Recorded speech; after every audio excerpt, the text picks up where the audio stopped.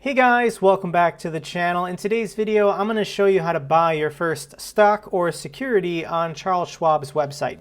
Recently on my channel, I've talked a lot about Charles Schwab and opening a brokerage account with them. A lot of people want to know, how do you actually get started? How do you buy your first stock or ETF or whatever with their services? First thing you have to do is fund your brokerage account, and you can do this by either linking your private, a different bank is fine, checking or savings account, and then wire money in. You can also do a direct deposit from your employer to a Schwab checking account and then easily transfer it over. I'm personally am cashing out AmEx membership reward points into my brokerage account and then investing with that money. So presently I have about $2,200 in my account, and to get started by buying, you're going to go up to the top and you're going to click on Trade. And here you'll see everything that you can do on Schwab's website. The interface is a little daunting, it's a little overloading. If you've only ever used simpler trading apps like Robinhood, Webull, or M1 Finance, Charles Schwab is, top tier. They legit service billionaires, and they handle very high volumes of trade. So anything that you can imagine you can do in the world of finance, you can do with Charles Schwab. In today's video, we're just going to show you how to buy a simple stock. So go down and click on Trade Stocks. On this page, you're going to see a couple boxes that you're going to have to fill in for the information in order to make the trade. The first one is symbol lookup. And the easiest way to do this is probably just to go to Google. If you want to buy or sell stock in a certain company and you don't know what its ticker number is, the ticker number is usually 3 or 4 characters, you can just, for example, Google it like Apple stock, and it'll show you what the stock price is doing.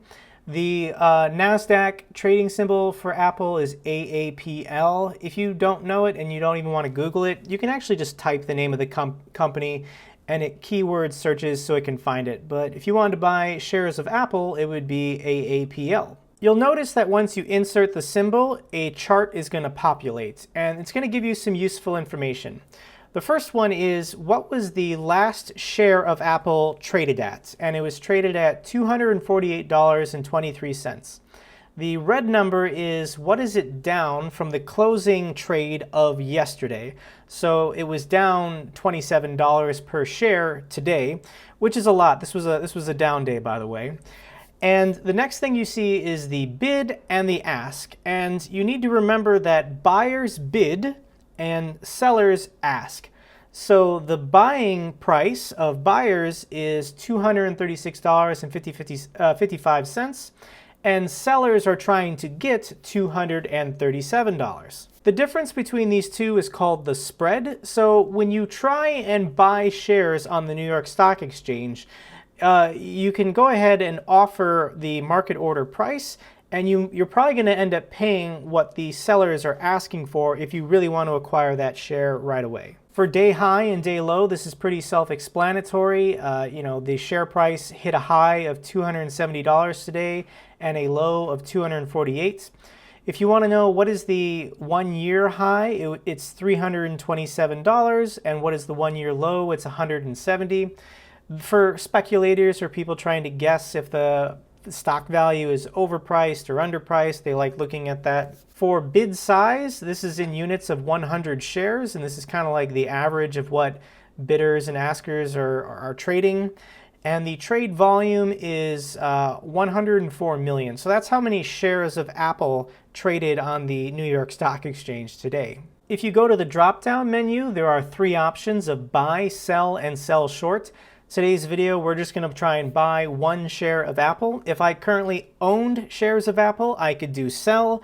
Sell short is an advanced feature. Like once you get the hang of the basics, maybe look into short selling.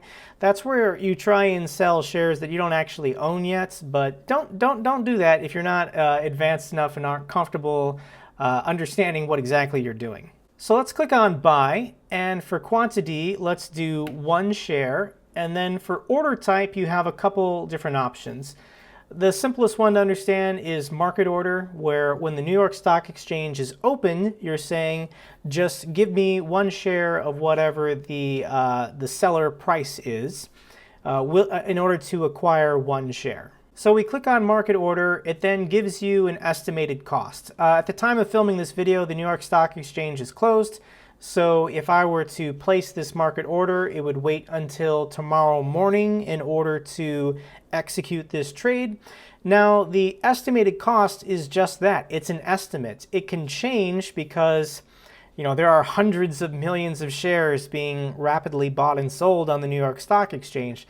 But it'll be pretty close. It'll be pretty close to $237. You might also, in addition, want to check this box that's called reinvest dividends. When you own shares of certain stock, they might monthly, quarterly, or yearly pay out a dividend.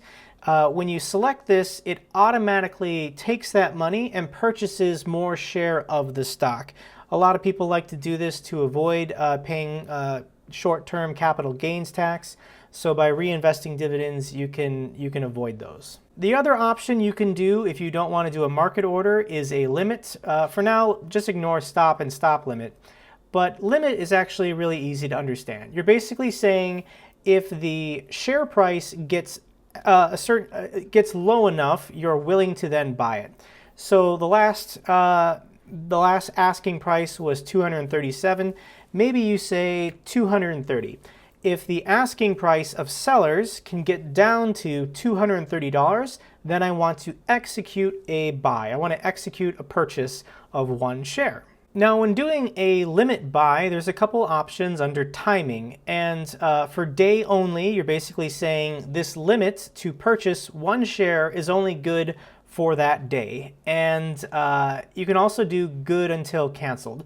This would mean I'm still willing to buy it even if the price doesn't drop that low today. Sometime in the future, if it ever gets down to 230, I would like to then buy one share of it. The additional options of fill or kill or immediate or cancel, once again, higher level stuff. Don't worry about that for now. Let's go back to order type and switch it back to market order. This gets rid of the timing box. And once again, we're just asking what at the seller's ask price we want to execute to buy one share. Now, the New York Stock Exchange is closed right now. This will execute first thing in the morning tomorrow. You can click on review order, and it lets you verify all the information is correct. You will notice that under estimated commission, it is $0. A couple months ago, Schwab, in order to compete with Robinhood, went to no fee commissions, so you can buy and sell as much as you want.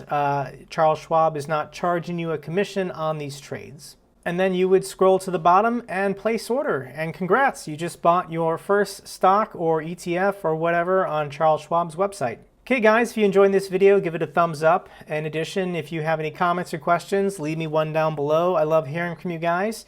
And consider subscribing to my channel. I'm going to make some more videos about Schwab or other investing platforms, so watch out for those. And until the next video, take care.